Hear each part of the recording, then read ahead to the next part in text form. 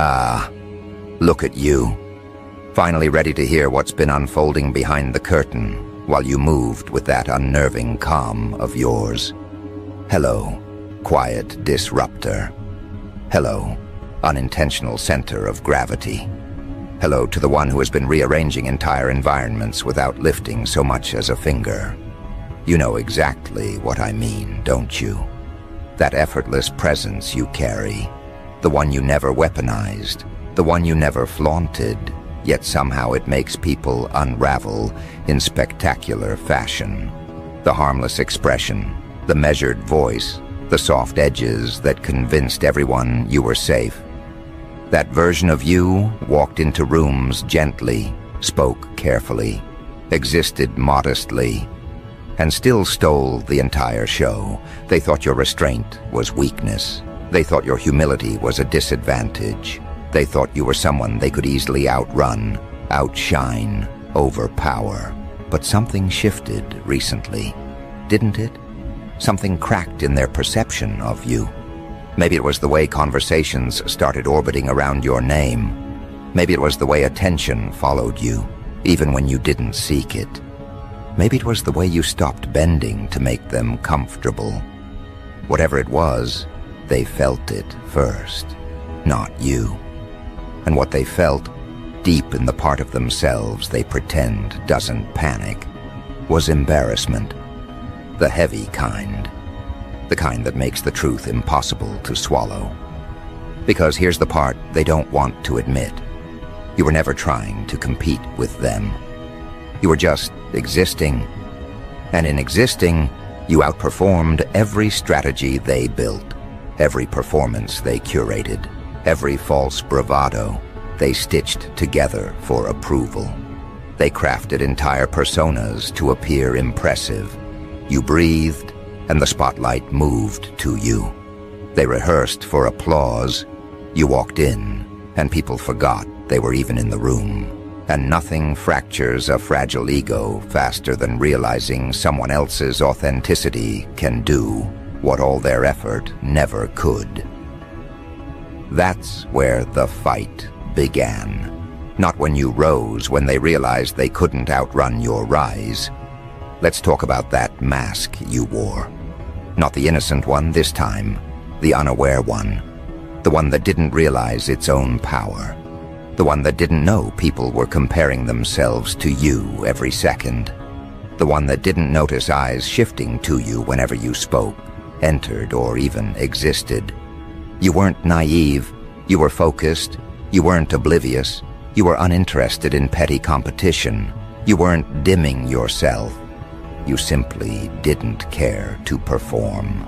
And people who perform for identity cannot stand someone who doesn't need to perform at all.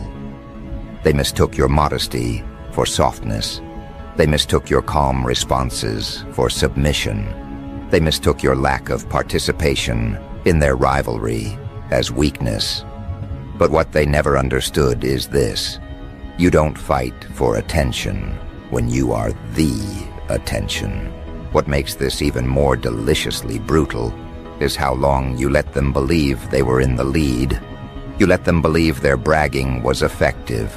You let them believe they were admired. You let them believe they were the ones being studied and followed. But all along, the room was observing you instead, watching you navigate life with that unsettling grace that doesn't need validation, watching you shine through subtlety instead of theatrics, watching you elevate without announcing it, watching you grow without making noise.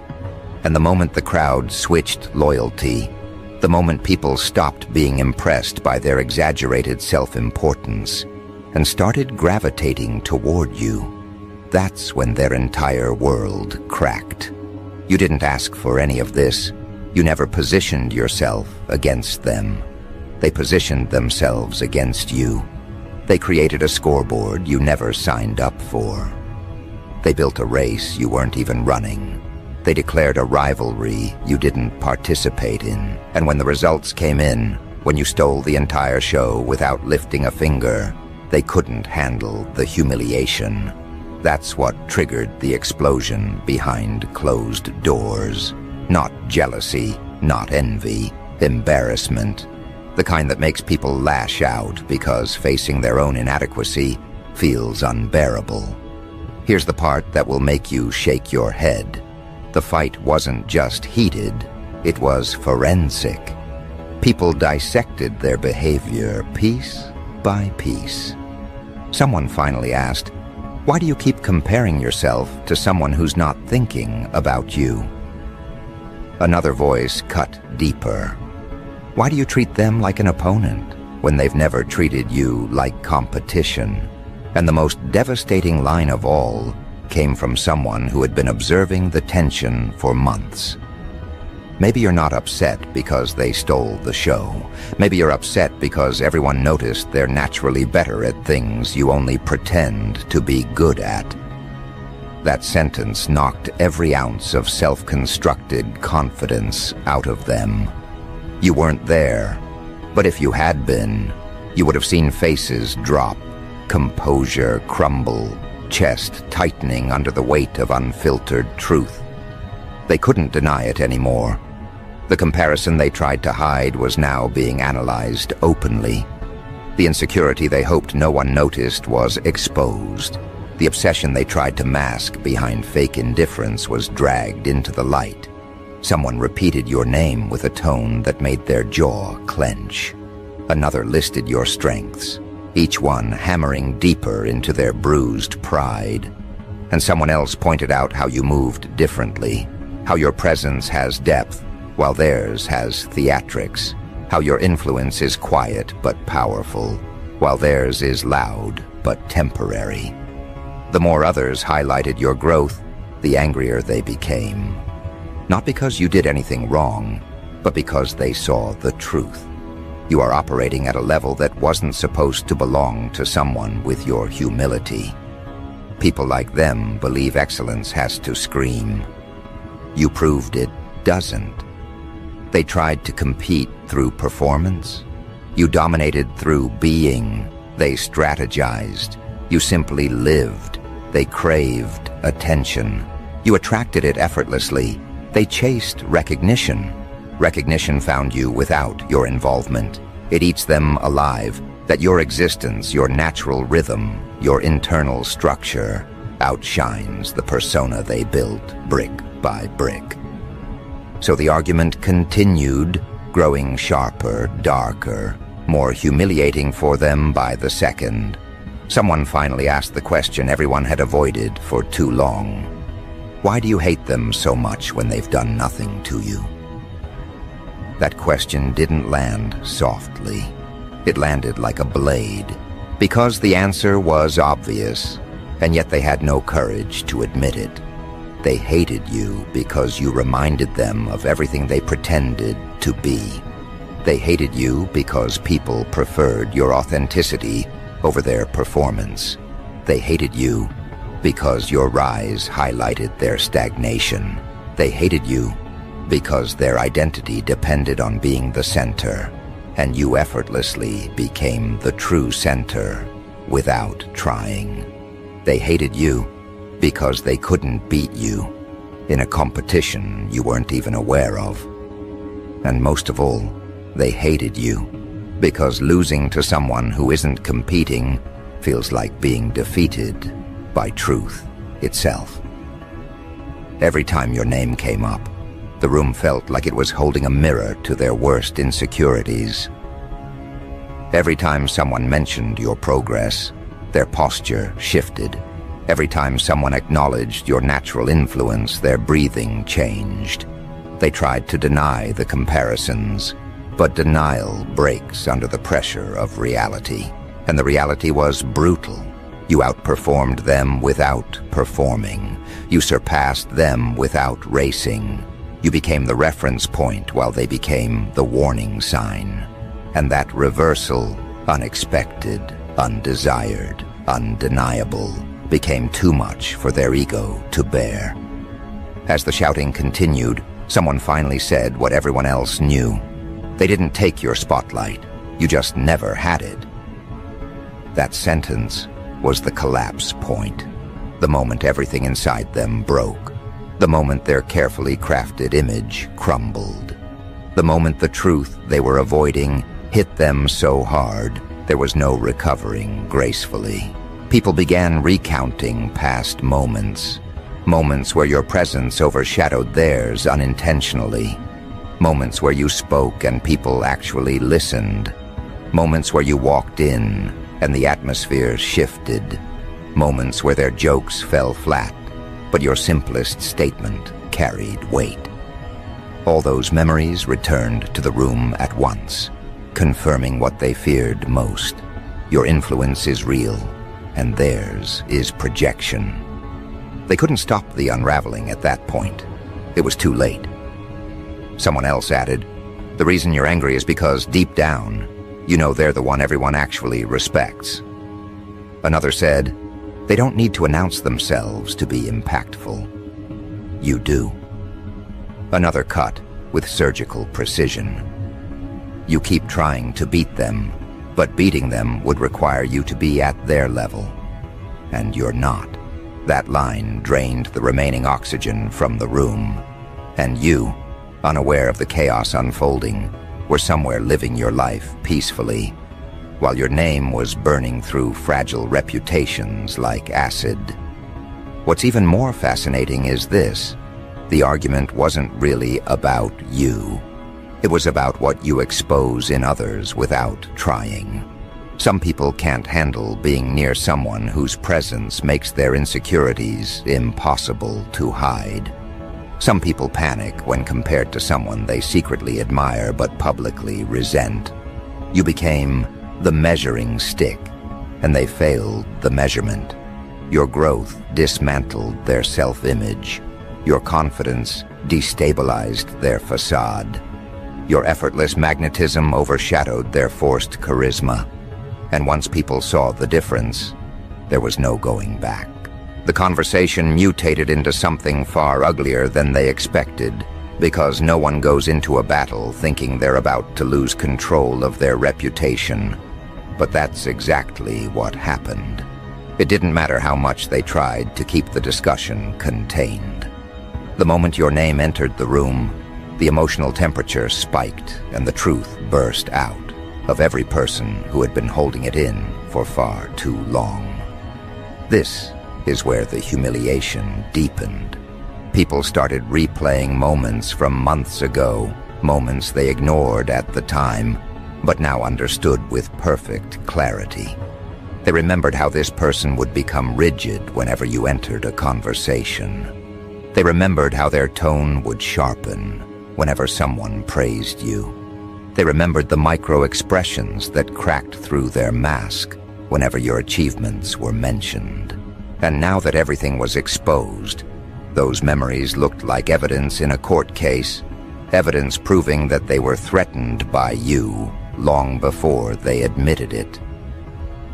The irony is almost poetic, because they always swore up and down that you weren't relevant to them, that you weren't on their radar, that you weren't someone they paid attention to. Yet their behavior told a completely different story. You weren't just on their radar, you were the radar. It wasn't long before someone in the room said what everyone else was thinking. They're obsessed with you. That statement hit the center of the conflict like a hammer. They tried to deny it, tried to redirect, tried to shift the conversation to anything else, but denial collapses quickly when the evidence is overwhelming. Someone else added, "If you weren't comparing yourself constantly, we wouldn't be having this conversation." That was the turning point. Their face tightened, their posture stiffened, their breathing changed. They knew the room saw straight through them. They weren't just embarrassed, they were exposed, and nothing triggers defensive rage faster than exposure. That's when the blame shifting began. They started accusing others of exaggeration. They started claiming the comparisons were imagined. They tried painting themselves as victims of misunderstanding. But all of those attempts fell apart instantly because the group had receipts. People had saved screenshots of conversations where your name became a trigger point. People had held onto comments where envy seeped through their words. People had memories of moments where their attitude changed the second your success entered the discussion. Those memories, once brought up aloud, became impossible to rewrite. The room wasn't fighting over opinions. They were fighting over documented patterns. And the funniest part? You were nowhere near any of this. You weren't defending yourself. You weren't arguing. You weren't proving anything. You weren't even aware this eruption was happening. Yet somehow, your absence was louder than their entire performance. You were the quiet storm inside their chest, the pressure they couldn't name, the comparison they couldn't outrun. And every attempt they made to deny the truth only reinforced just how deeply you occupied their mind. The argument spun into a darker tone when someone said, "You keep trying to beat them because you're terrified they might not even know you're trying." That line sliced through whatever was left of their composure, because nothing is more insulting to someone who built an entire rivalry in their head than realizing the other person wasn't even participating. They wanted to be seen as your equal or your superior, but deep down they knew they weren't even in the same category. Their strategies were loud, your presence was effective, their ambition was performative, your evolution was natural, their identity was constructed, yours was embodied. Here's where the chaotic dark humor begins to hit its peak. While they were busy melting down in front of witnesses, someone else in the room leaned back and said, "They didn't steal the show. The show just recognized its true lead." Another added, "You were fighting for a spotlight that already belonged to someone else." The group wasn't trying to be cruel. They were being honest, and that honesty cut through every illusion this person had been clinging to. They weren't angry because they lost. They were angry because the loss revealed truths they had been trying to bury. Your glow wasn't accidental. It wasn't random. It wasn't luck. People gravitated toward you because they felt something genuine, something they couldn't get from someone who performs identity instead of embodying it. You didn't manufacture appeal. You radiate it because of who you are, not what you pretend to be. And pretending is exactly what they had been doing for far too long. Pretending to be confident, pretending to be secure, pretending to be admired, pretending to be unbothered. But all pretense collapses when compared to real presence. And nothing is more humiliating for someone obsessed with appearances than being compared to someone who doesn't care about appearances at all. The debate escalated when another person said, "The reason you're mad is because they didn't try to take anything from you. They just existed, and it was enough to overshadow everything you were attempting." You want to talk about psychological warfare? That line detonated the last remaining fragments of their ego. Because that's the raw truth. Your existence does more damage to their ego than any act of competition ever could. You don't have to outperform them intentionally. You outperform them simply by being built differently. Your authenticity is lethal to people whose identity depends on imitation. Your growth is threatening to people committed to stagnation. Your inner stability destabilizes people who rely on performance. Your ability to evolve without announcing it makes people who crave attention feel irrelevant. You are a walking contradiction to everything they've constructed, and deep down, they know it. That realization triggered the next wave of emotional chaos. The fight got louder, messier, more desperate. Someone demanded, "Why are you making everything about them?" Another countered, because everything always becomes about them, whether they want it to or not. That second statement was the honest one. You don't force attention. Attention follows you instinctively. They don't hate you for trying. They hate you for not having to try. And this is where the dark humor sharpens. One person in the room muttered, "You can't compete with a person who isn't competing. That's why you keep losing." The argument paused for a moment because the truth of that line was heavy. The entire conflict existed because they built a race no one else was running. They kept sprinting toward an imaginary finish line. You walked your path calmly, and somehow you arrived ahead of them. Let's talk about why this embarrasses them so deeply. Competition only feels empowering when you believe you can win. But competing with someone who lives on a different tier isn't motivating. It's humiliating. They weren't just losing. They were losing publicly. Their mask cracked publicly. Their insecurities surfaced publicly. Their jealousy leaked publicly. Their fabricated confidence dissolved publicly. And when someone loses control in front of witnesses, the audience remembers. It sticks. Their meltdown became a spectacle. Their embarrassment became entertainment. Their attempt to appear superior became evidence that they weren't. Someone finally confronted them with a chilling question.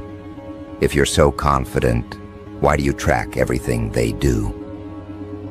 There was no answer, because everyone knew the truth. They watched you obsessively. They monitored your progress like it was a threat. They analyzed your every move as if decoding an opponent. They refreshed your updates. They compared your achievements to their own. They sharpened their persona every time you leveled up. But none of their efforts could recreate what you do naturally. Now here's where things get even darker. The more they spiraled, the more the group began confessing what they truly thought about you. Someone said, "Honestly, they just have a presence. You don't." Another added, "People feel drawn to them because they're real."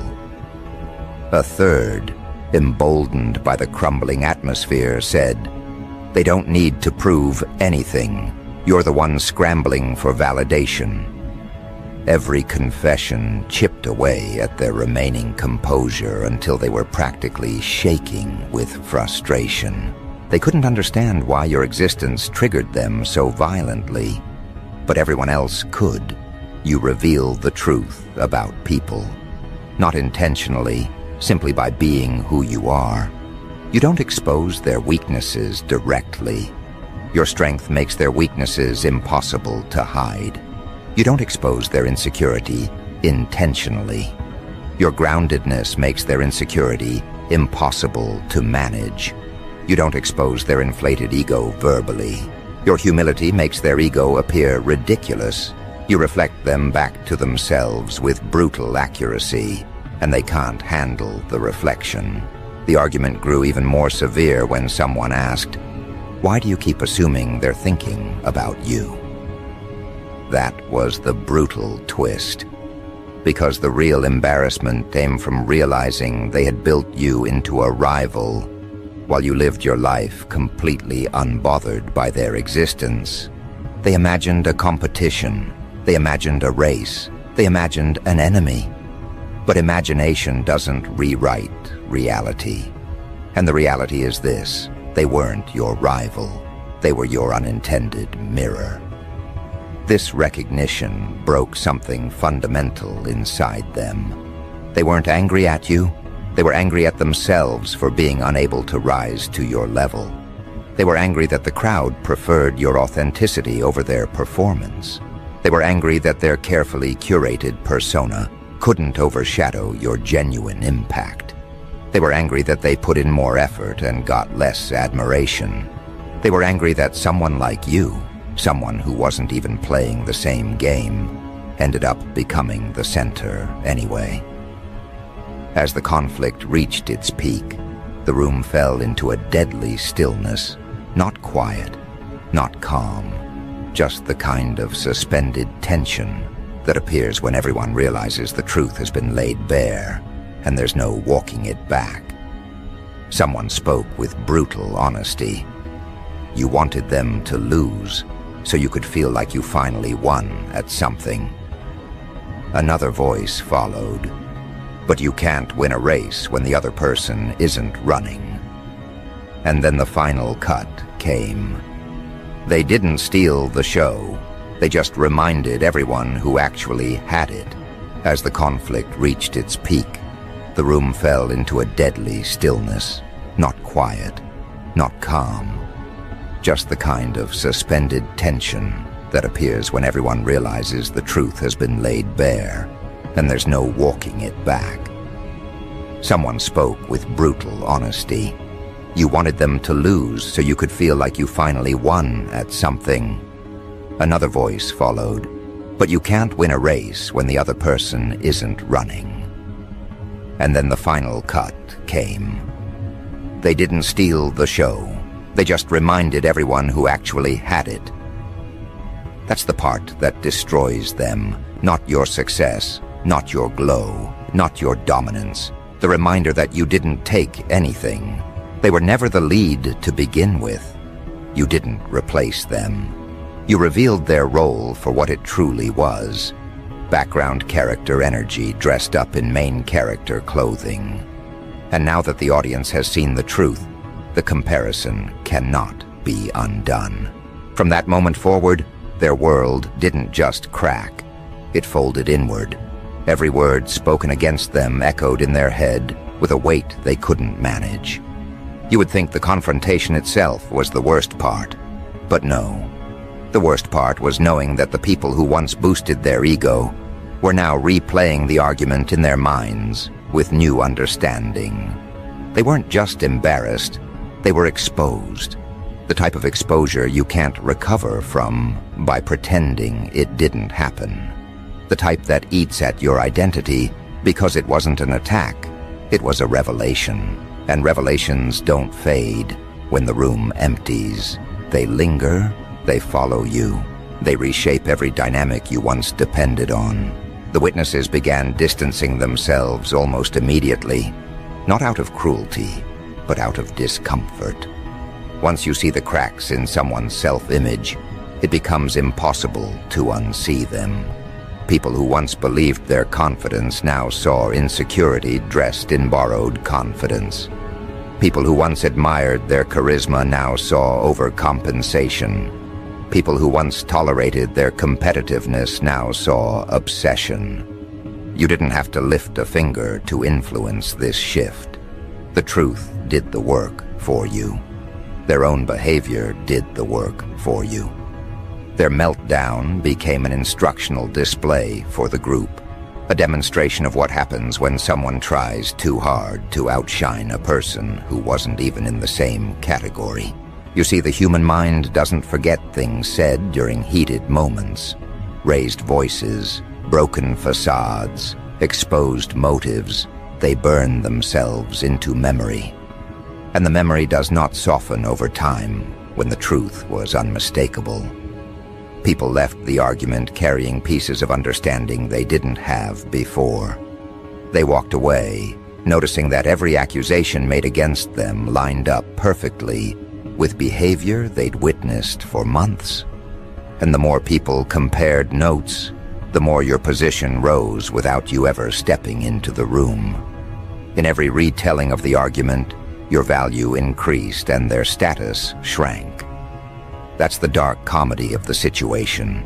They tried to compete with you, failed spectacularly, and then unknowingly participated in a downfall they constructed with their own hands. Their embarrassment was the seed. Their reaction was the fuel. Their outburst was the execution. They plotted to prove themselves superior, but instead revealed how deeply inferior they felt. They tried to demonstrate dominance, but ended up demonstrating insecurity. They attempted to position themselves above you, but collapsed under the weight of their own ego. And this collapse didn't just happen socially, It spread internally like a fracture through glass. It changed the way they viewed themselves. Their self-perception had been constructed around the idea that they were impressive, admired, influential. But that identity only worked when others believed it too. Once people stopped clapping, their performance fell apart. Once people stopped validating the persona shattered. And once people compared them to you honestly, their entire illusion collapsed like furniture held together by tape. The next day, the group chats lit up. Not the chats they were part of, the ones they weren't invited to anymore. People were analyzing the meltdown with forensic detail. They replayed lines. They replayed expressions. They replayed reactions. They replayed the shift in energy when your name was spoken. They questioned how long the obsession had been brewing. They wondered how much of their identity had been shaped by trying to compete with you.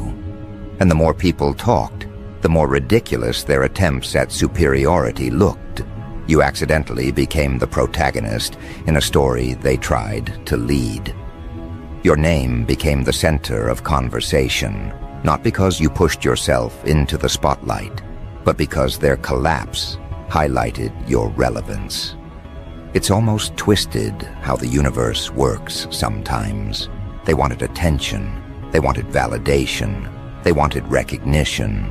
Instead, they handed all of it to you by proving they were no match for you emotionally, socially, or energetically. People weren't admirers anymore. They were analysts dissecting a case study in insecurity. What makes this even more brutal is how different you would have handled it if you had known. You aren't petty. You aren't vindictive. You don't compete. You move through life at your own pace without trying to knock anyone down. You aren't threatened by other people's growth. You cheer for others. You support others. You genuinely want people to succeed. And they mistook that as weakness. Instead of appreciating your authenticity, they saw you as a threat to their image. Instead of learning from you, they tried to overshadow you. Instead of cooperating, they chose competition. Instead of self-reflection, they chose projection. And now the consequences of those choices are circling back to them with razor precision. People don't rally behind someone who throws tantrums when they lose. People don't trust someone who crumbles when confronted with truth.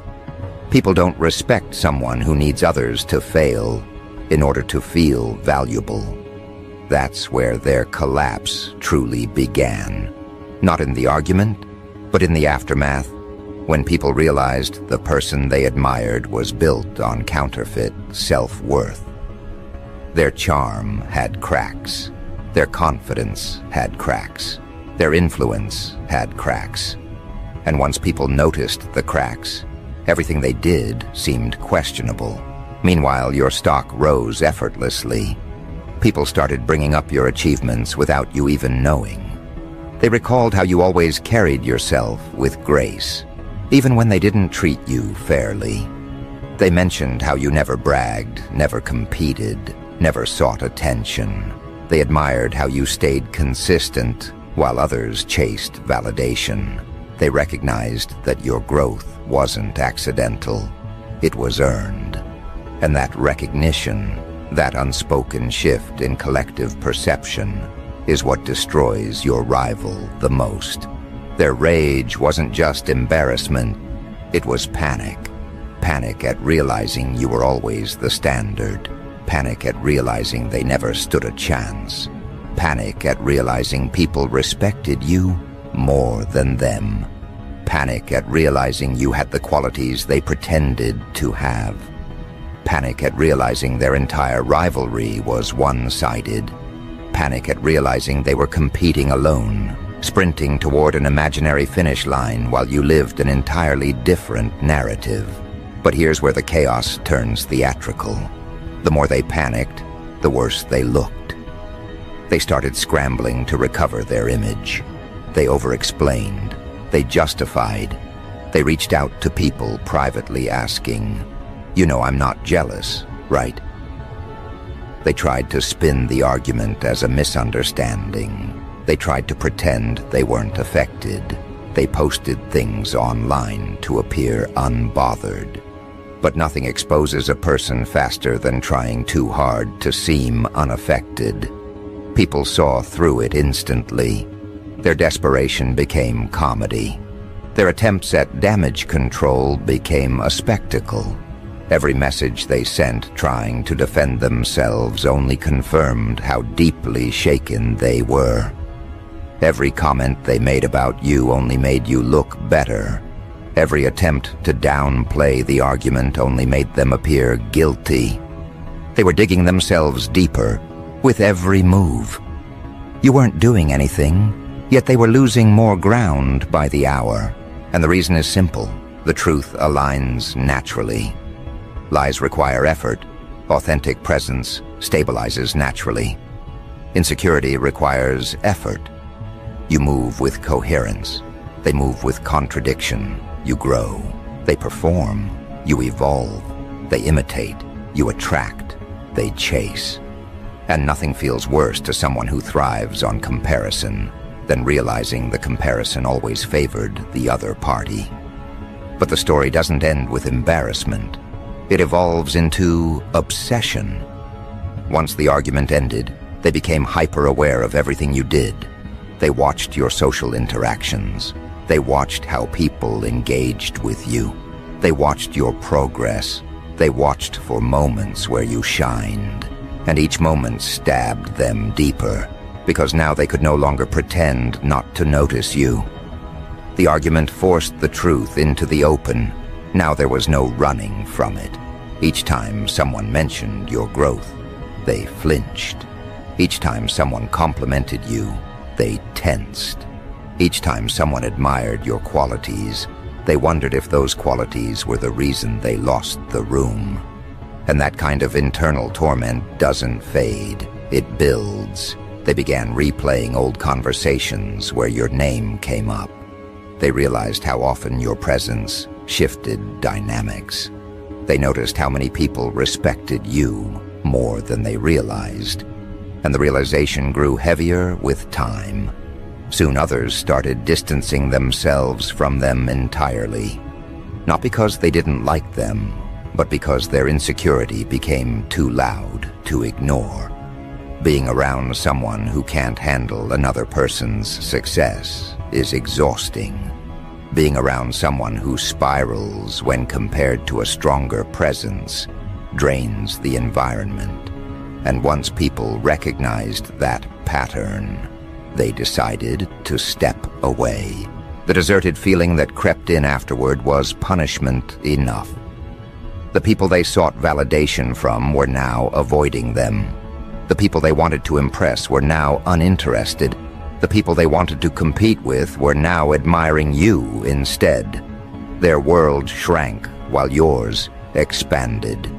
Their influence decreased while yours grew. Their confidence fractured while yours became stronger. What destroyed them most wasn't losing the argument, it was losing the comparison. Comparison they initiated. Comparison they insisted on. Comparison they weaponized. And comparison that backfired so catastrophically, they may never fully recover from the blow. Here's the part you don't see, the part they would never admit. They replay your evolution in their head constantly now. They can't stop thinking about how you changed, how you rose, how you matured, how you carried yourself differently, how you walked into rooms with that grounded posture, how your eyes shifted from seeking approval to owning your energy, how your presence expanded organically, how people reacted to you without you trying to gain their approval. That's what haunts them, not your achievements, your transformation. Because your transformation proves they stayed the same. They were competing with the older version of you, a version that no longer exists. A version you shed like old skin while they remained trapped in the same script. And the final sting. They now know that even if you had decided to compete with them, it wouldn't have been a fair battle. You carry depth they can't imitate. You carry authenticity they can't forge. You carry inner clarity they don't possess. And the group knows it too. This is why the atmosphere around them now feels different. People aren't rude, they're cautious. People don't confront them, they just don't trust their self-perception anymore. People don't boost their ego, they've seen what happens when it goes unchecked. And every polite interaction reminds them of the argument they lost. The social terrain shifted, and everyone can feel it. The irony is almost cruel. You didn't try to rise above them. They pushed you there by showing everyone the gap between you. You didn't seek dominance. They announced it for you by admitting, through their meltdown, that you were the standard they couldn't reach. You didn't fight for the spotlight. They pointed it at you by losing control the moment your name was spoken. And this is where the truth crystallizes. You didn't steal the show. The show recognized its rightful lead. You didn't embarrass them. They embarrassed themselves by choosing comparison with someone they were never equipped to challenge. You didn't expose their weaknesses. They exposed themselves by creating a rivalry they couldn't sustain. The collapse that followed wasn't the end. It was the beginning of a new perception of you, a perception without distortion. People now see who you are with clarity. They understand your depth. They feel your influence. They respect your boundaries. They admire your strength. And the person who tried to compete with you must now live with the knowledge that the audience they once sought admiration from is now watching you instead. Every great reveal has a trigger. Their trigger was believing they could outshine someone who wasn't even performing. Your transformation didn't just terrify them, it educated everyone else. And now, the people around you move differently. They approach you with respect. They speak to you with awareness. They recognize your presence in a way they didn't before. That's your ascent. And it happened without strategy or effort. They are mad because you didn't play the game, yet somehow you won. They are mad because the crowd loves you without you seeking attention. They are mad because people trust you more even though you never asked for that position. They are mad because you became the center without pushing anyone aside. They are mad because the truth about you was undeniable. They are mad because their fantasy of superiority was dismantled by your authenticity. And now the show moves forward with a new lead. You. Not because you demanded it, not because you manipulated your way into it, not because you competed, but because no one else fit